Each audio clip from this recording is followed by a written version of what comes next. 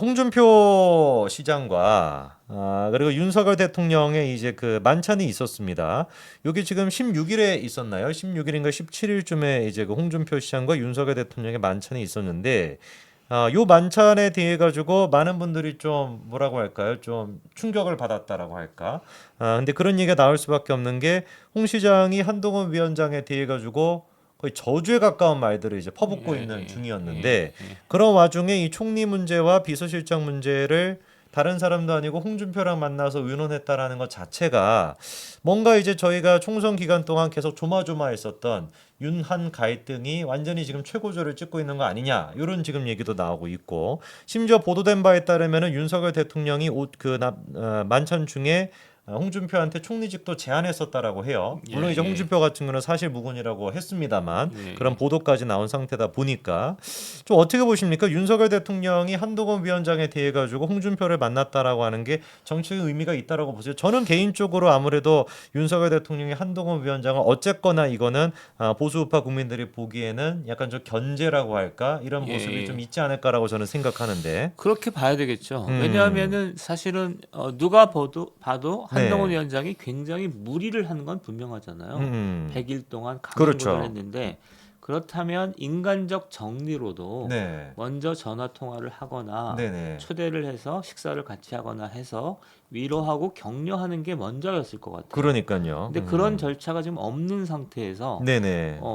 지금 홍준표 시장, 시장을 네. 불렀고 만나서 만찬을 하는데 음, 우리는 이제 홍준표 시장이 굉장히 저주에 가까운 얘기를 했는데 네. 그게 어떤 총 대선 대권 경쟁자로서 질투 같은 거라고 생각을 쉽게 했잖아요. 그렇죠. 근데 그게 아니라 대통령과의 만찬이 그 배경하에 있었다면 이건 아, 대통령과의 거래 모종의 같은 커넥션이 느낌이죠. 있었을 네.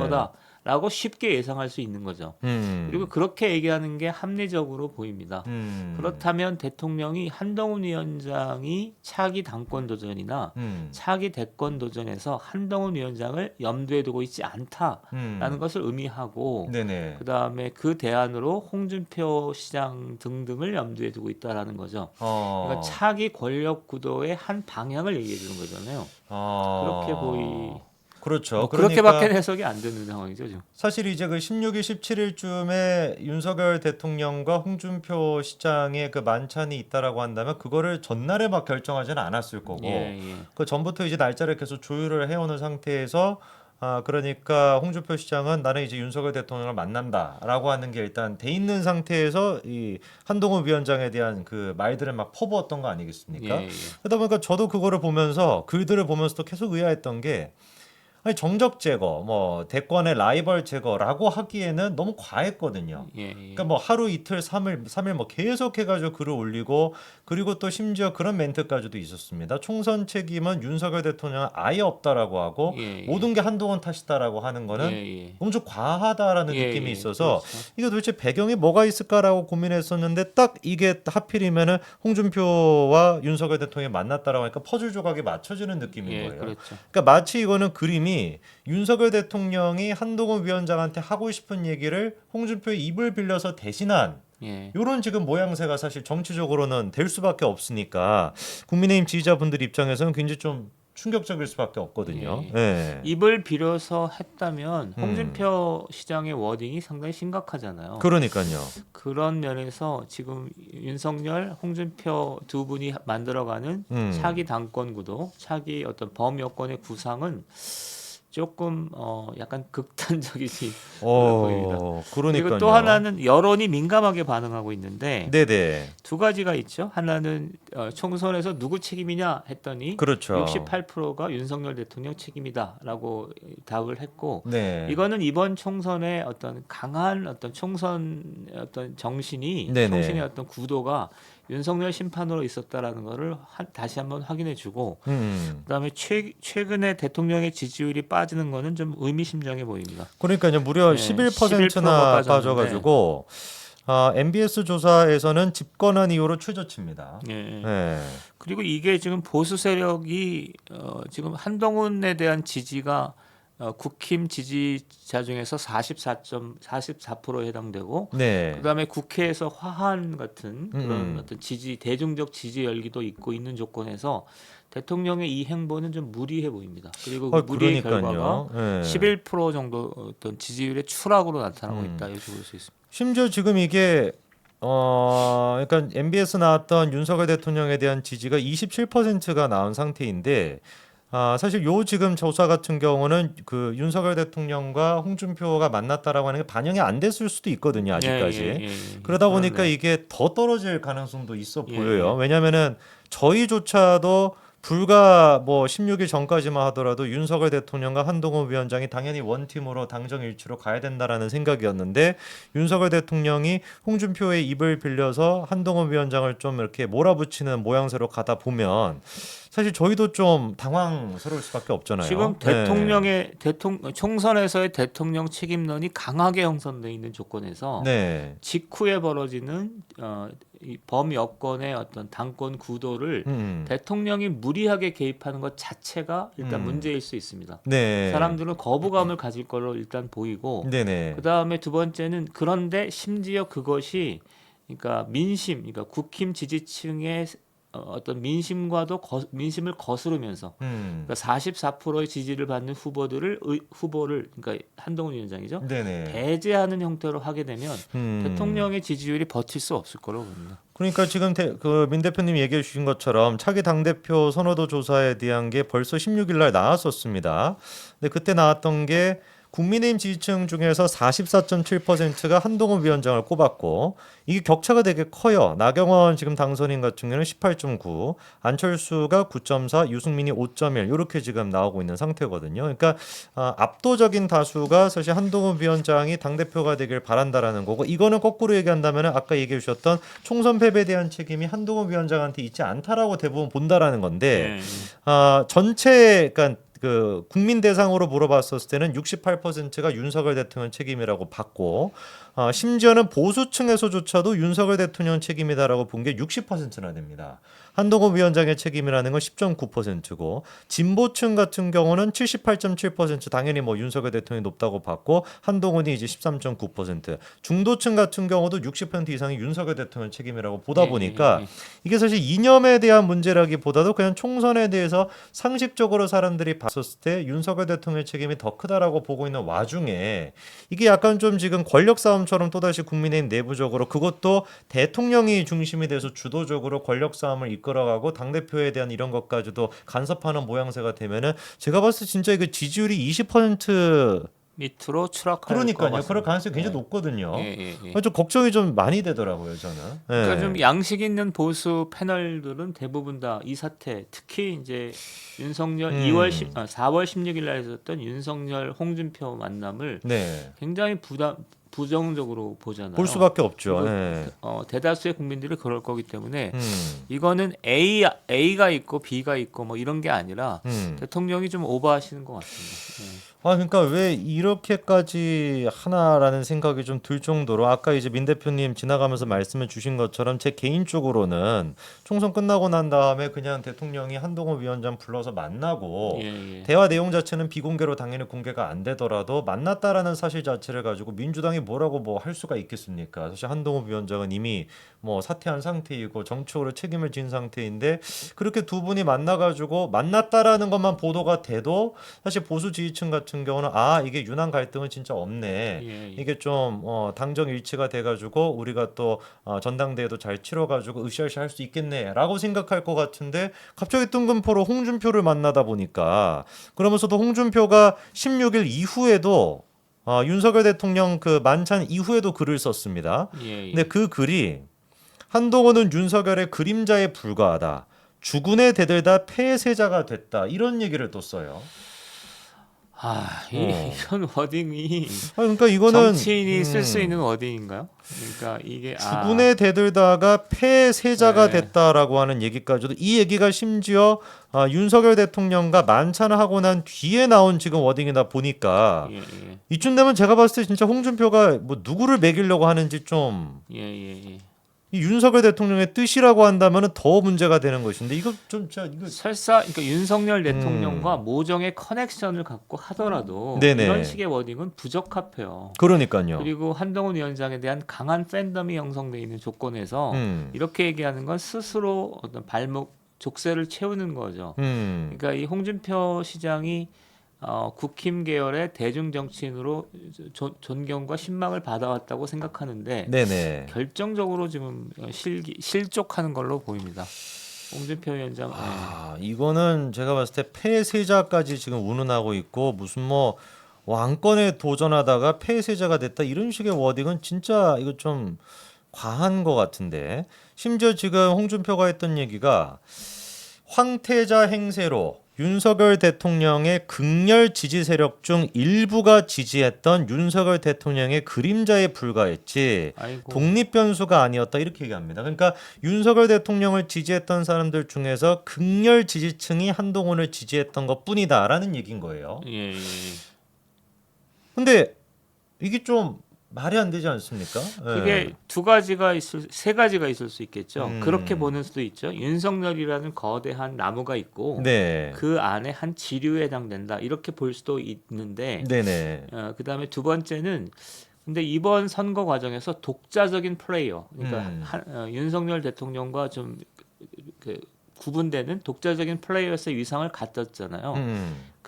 그것이 상징하는 게 이제 대통령의 지지율이 그만큼 추락했음에도 불구하고 네네. 44.7%로 국힘 지지층에서 지지를 받고 있고 네. 사실은 지금 국회에서 화한 뭐 200개씩 놓이는 건 그런 거고요. 그렇죠. 그다음에 또 하나 제가 이제 소개해드릴 만한 내용은 지난 주에 그러니까 제 후배 옛날 오랫동안 안 만나던 후배들이 저한테 전화를 했어요. 그 정치권에 별로 관심이 없는 사람인 줄 알았는데 네네. 그 보수 쪽인데 근데 한동훈 위원장 얘기를 뜬금없이 하는 거예요. 네. 제가 이제 하루 비대위원을 했으니까 네네네. 제가 이제 한동훈 위원장과 무슨 관계가 있는 걸로 알고 자기는 한동훈 위원장의 어떤 그걸 지지한다는 거예요. 지지하면서 이 현상을 계속 밀고 가서 보수의 체질을 근본적으로 바꿨으면 좋겠다. 이게 뭐냐면은 단순한 한동훈 지지하는 분들을 보면 지금 국회에 나가 보면 좀 아주머니들이 많으세요. 네. 할머니들이 많고 이런데 그거는 그냥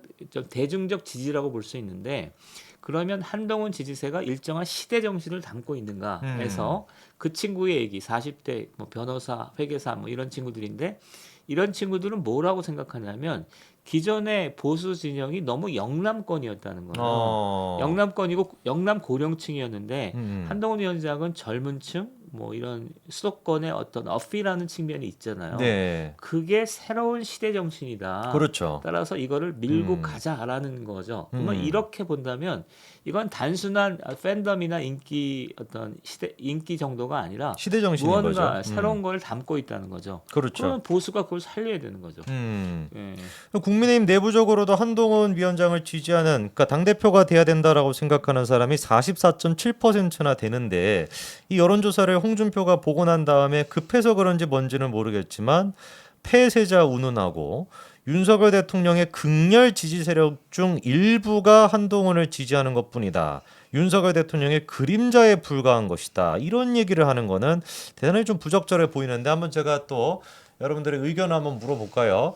여러분들이 보시기에는 이번에 일단 저희가 얘기한 거는 윤석열 대통령과 홍준표 시장 두 사람이 만난 것 자체가 좀 부적절했다라고 하는 얘기였는데 그렇게 생각하시는 분들은 1번을 눌러주시고 아니다. 홍준표 시장도 할 말을 했고 윤석열 대통령도 여러 가지 의견을 들어야 되기 때문에 홍준표를 만나는 것도 의미가 있다라고 생각하시는 분들은 한번 2번을 눌러주시면 저희가 그 추세를 한번 또 보겠습니다. 홍준표와 윤석열 대통령 만난 건 부적절했다라고 생각하시는 분들은 1번을 눌러주시고 아니다 다양한 이제 의견을 좀 들어볼 필요가 있다 홍준표도 만나야 된다라고 생각하시는 분들은 2번을 좀 눌러주시면 한번 보겠습니다. 이건 압도적인 것으로 압도적으로 1번이 많은데요. 2번도 쭉 올라오고요. 한 얼핏 보기 한 8대2 정도 되는 것 같습니다. 8대2, 9대1 뭐 네, 이 정도 8대2, 9대1 정도. 네. 지금 그러니까 고개 하나 있고 대통령과 홍준표 위원장의 만남이 부적절했다가 1번, 네네. 그다음에 뭔가 나름 그래도 의미가 있었다가 2번이었잖아요. 그렇죠. 네. 근데 제가 볼 땐 세 가지가 있어요. 그러니까 한동훈 현상, 팬덤이면 불명한데 네네. 이게 그냥 그 아주 극단적으로는 한동훈 좌파설도 있잖아요. 그렇죠. 근데 그러니까 어떤 좀 부정적인 어떤 거다. 그렇게 의미 있는 게 아니다. 뭐 이렇게 볼 수도 있고 그다음에 한동훈 현상은 그래도 나름 뭔가 새로운 정치적 흐름, 새로운 시대 정신을 담고 있는 거다. 이렇게 볼 수도 있잖아요. 그렇죠. 예. 그런 평가들을 이제 그런 판단들을 시간이 지나면서 해야 될 것 같아요. 그렇죠. 이게 참 그러니까 복잡한 문제긴 한데 사실 이제 한동훈 위원장이 살기 위해서라도 윤석열 대통령이 살아야 되고 윤석열 대통령이 살기 위해서도 한동훈이 살아야 되고 두 사람이 같이 가야 되는 거 아니겠습니까? 3년밖에 남아 있지 않은 상태에서.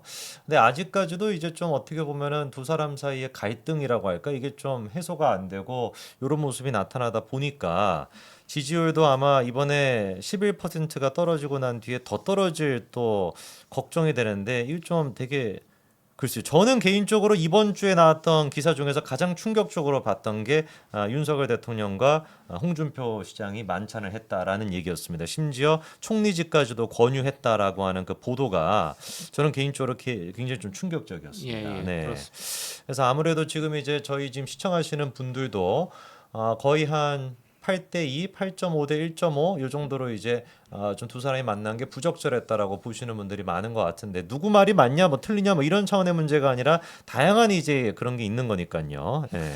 그다음에 계속 소개를 한다면 네. 저는 이제 지난 아까 회계사 변호사 친구들이랑 40대 친구들이랑 얘기를 하면서 흥미 있었던 건 한동훈 위원장의 지금 거취와 관련해서 네네. 수도권론을 제기하잖아요.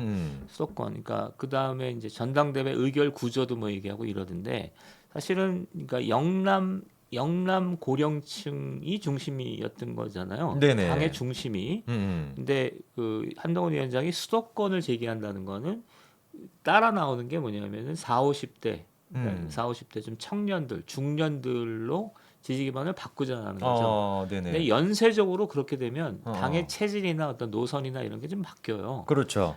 그런 게 어떤 상당히 근본적인 변화의 어떤 단초, 어떤 서막을 얘기한다 이런 생각이 들고 그 다음에 두 번째는 이제 조정훈 의원이 네네네. 얘기를 하면서 한동훈 위원장이 당장은 좀 건강상 여러 가지 이유로 인해서 뭐 정치권에 복귀하기는 어렵고 좀 시간을 갖고 하겠다 뭐 이런 식의 얘기들을 했었죠. 복잡합니다. 네. 그리고 좀 추가적으로 이 얘기까지 하고 좀 마무리하면 좋을 것 같은데 수도권에 대한 얘기를 좀 해주셨는데 사실 수도권에서 이번에 국민의힘 지지율이 그렇게까지 막 나쁘지 않았습니다. 그렇지 않습니까? 그리고 이번에 이제 그 MBS 조사에서도 윤석열 대통령 지지율이 11% 떨어지긴 했는데 국민의힘도 좀 지지율이 떨어졌어요. 근데도 국민의힘과 민주당의 지지율은 똑같이 나왔습니다. 32%로. 그러니까 이게 지금 반영하는 게 뭐냐라고 한다면 사실 정당 지지도는 대통령에 대한 지지율은 역대 최저치를 기록했는데 정당 지지율은 국민의힘과 민주당이 동일하다라고 한다면 일반 국민들 관점에서 봤었을 때는 한동훈으로 상징되는 국민의힘보다도 총선 패배에 대한 책임이 대통령실에 있다라고 생각하는 사람이 더 많다라고 해석될 여지가 있는 거 아닙니까? 예, 그렇죠. 네. 그래서 이런 것들을 봤었을 때 우리가 수도권에서도 충분히 좀 새로운 세대 개편을 하고 그리고 또 시대 정신을 반영해서 한다면 제가 봤을 땐 지방선거도 좀 잘 이끌어 나갈 수 있을 것 같은데 다시 만약에 홍준표가 여러분들 당대표가 돼가지고 선거를 치른다라고 생각을 해보십시오. 그러면 시대 정신은커녕 뭐 이준석 같은 애들은 나와가지고 홍준표가 총리해야 된다. 홍준표가 젊은 사람들한테 그게 많다라고 하지만 아니 우리가 홍준표 때 겪어보지 않았습니까? 막말 논란부터 시작해가지고 그게 무슨 뭐 젊은 그게 뭐 있었습니까? 제가 봤을 때 홍준표가 당대표가 된다? 글쎄요 아마 지방선거부터 시작해가지고 완전히 그냥 폭망할 거라고 저는 보는데 오히려 한동훈 위원장을 필두로 해가지고 완벽하게 새로운 어떤 세대 교체 그리고 또 젊은 그런 것들 이번에는 좀 많이 보여주지 못했던 2030의 목소리 그런 것들이 같이 결합이 되면은 5% 득표밖에 차이가 안 나기 때문에 충분히 우리가 좀 해볼 만하지 않나라는 생각이에요 저 개인적으로. 그러면 시중의 평가처럼 한동훈 위원장이 됐기 때문에 그나마 수도권에서 선전했다. 저는 100% 동감이죠. 네. 한동훈 위원장 비대위원장이 아니라 지난번에 이제 총선 한 2주, 3주 남겨놓고 한 달 전쯤이었나요? 한 달 전쯤에 이제 사퇴해라라고 하는 요구가 있지 않았습니까? 예. 저는 그때부터 시작해가지고 사실 국민의힘의 위기가 시작됐다고 저는 보고 그때 한동훈이 사퇴했다? 글쎄요, 우리 아마 100석 못 지키지 않았을까요? 물론 지금 이제 그 유튜버 그 중에서도 이재명보다 뭐 저기 그 더 탐사 같은 데보다도 더 극렬하게 매일같이 한동훈을 까는 사람들이 있어요. 그 사람들 같은 경우는 뭐 구독자가 한 100만 가까이 되는 사람도 100만 넘는 사람도 있고 한 5, 60만 되는 사람도 있는데 그 사람들이 왜 그렇게 한동훈을 이렇게 깔까? 특정 어떤 정당과 연관돼 있고 특정 어떤 인물과 연관돼 있냐? 제가 뭐 말씀을 안 드리겠습니다만 그런 의심까지 들 정도인데 그러면 거꾸로 그렇게 한동훈을 내려오게끔 하면은 누구를 도대체 차선책으로 세울 거냐? 제가 그쪽 네. 분위기는 잘 알아서 그런데 네. 한동훈 위원장을 좌파에서 집요하게 공격하는 이유는 우파에서. 우파에서도 네, 우파 유튜버들이 지금 공격을 엄청 많이 아, 해요. 그래요. 네, 그러니까 좌파들이야 당연히 뭐 한동훈이 위협적인 존재고 하니까 공격할 수가 있는데 우파 유튜버들이 한동훈을 엄청 공격합니다. 그래서 지금 아마 보시는 분들도 뭐 벌써 댓글창에 어떤 채널이다라고 막 쓰시고 계시는데 그 저분들을 보면은 이해가 잘 안 되는 거예요. 저는 아니 예, 한동훈이 아니고서 그럼 누구로 도대체 치를 거냐? 예. 그 뭐 제가 뭐 이렇게 뭐 이름을 얘기하고 싶지는 않습니다만 그 사람 데리고 와가지고 선거를 치르겠다는 그러면 당연히 우리 90석도 못 지킬 수도 있었을 것 같아요. 제가 보기에는. 그렇죠. 네. 그게 상식적인 판단인데 지금 상식이 안 통하는 상황이라서 저는 좀 예, 너무 예. 소름 끼칩니다. 예. 도대체가 무슨 생각으로 저는 그래서 그때도 한동훈 내려와라 뭐 한동훈 좌파다라고 하는 얘기하는 분들 보면서 아니 그러면 당신들은 누구를 도대체 차선책으로 내세울 건데 자기를 써야 된다라는 것인지. 예. 그러니까 뭐 뻔한 거 아니겠어요. 자기가 밀었던 사람이 공천 못 받고 하니까 그때부터 막 이제 막 반발이 나오다 보니까 저는 좀 이해가 잘 안 되더라고요. 지금도 근데 그러고 있습니다. 그 사람들이. 그렇습니다. 자, 저희 그래서 지금 또 아주 좀 어려운 주제였습니다. 두 번째 주제가 쉽지 않은 주제였는데 어쨌거나 여러분들의 의견까지 좀 물어보면서 쭉 한번 저희가 지금 진행을 하고 있는데 대표님 보시기엔 좀 어떻게 방금 제가 말씀드린 거는 좀 보십니까? 우파 진영 내에서 한동훈을 계속 지금 막 까고 있고 어제도 제가 확인해 보니까 어제도 영상을 뭐 한 3-4개 가까이 오르면서 막 계속 한동훈 막 딸 문제까지도 거론하고 막 난리가 나 있어요 지금. 우파에서. 예. 이거 어떻게 봐야 됩니까? 저는 네네. 사실은 그 약간 정치적 그러니까 뭐 솔직하게 얘기를 하면 정치적 목적이 있었던 것 같아요. 한동훈 좌파설, 김경률, 함은경 뭐 이런 얘기하고 네. 가끔가다 제 이름도 나옵니다. 근데 함은경, 네네. 김경률은 좀 그래도 약간 말이 되잖아요. 그렇죠. 함은경 예. 선배는 이제 그 대통령 탈당 그 발언이 워낙 컸고 김경률 씨는 뭐 마리 왕뚜아네트를 비롯해서 뭐 그렇죠. 상당히 좀 문제가 있었기 자극적이었죠. 때문에 그건 예. 뭐 난 이해는 그 사건 자체는 이해되는데 그걸 가지고 한동훈 좌파설을 하는 건 상황을 이념 대결로 몰아가서 보수 우파, 보수 강경파, 순수 보수파가 비례대표 같은 데서 의석수를 얻으려고 하는 목표였다고 저는 생각합니다. 그 프로젝트였다고 생각합니다. 정치적인 목적이라고 하는 게 비례 쪽에서 뭔가 그런 걸 생각했을. 한동훈 좌파설이 그러니까 굉장히 오래 전부터, 그러니까 꽤 몇 달 전부터 나왔고 그것의 목표는 그 뭐냐면 그 논쟁이 있었잖아요. 그 2번, 4번, 2번, 8번 논쟁이 있었는데 네네네. 2번, 8번을 딱 얘기하는 순간 이 사람들이 목표하는 바가 이거였구나라는 생각이 들고 네네. 그 다음에 두 번째는 전통 보수 진영이 박근혜 대통령 탄핵에서 형성됐잖아요. 그러니까 이 표현이 어떨지 모르겠는데 어떤 위기감, 포위 의식, 그 다음에 어떤 두려움 이런 게 좀 깔려 있는 것 같아요. 그래서 저는 이제 옛날에 싸울 때는 적진에 가서 싸우거든요. 네네네. 그러니까 민주당에 가서 막 싸우고 있는데 여기는 우리끼리. 우리끼리 내부 총질하고 내부의 사상적 순결성을 얘기하는데 너무나 많은 시간을 할애하는 거죠. 진짜 보수, 네. 가짜 네, 보수 가짜 막 보수. 분류를 하는데 그렇죠. 네. 진짜 보수 통과한 사람 많지 않습니다. 있나요? 위장 보수. 아니 그래서 네, 진짜 보수 통과한 너무 사람 있나요? 낯선 풍경이에요 사실은. 어. 왜 적진에서 저러지? 그러니까요. 저 가서 당연히 민주당 안에 가서 막 칼싸움하는 건데 적진에서 싸우기도 시간이 없는데 네. 우리끼리 지금 막 이러고 있으니까. 그래서 뭐 참 쉽지 않습니다.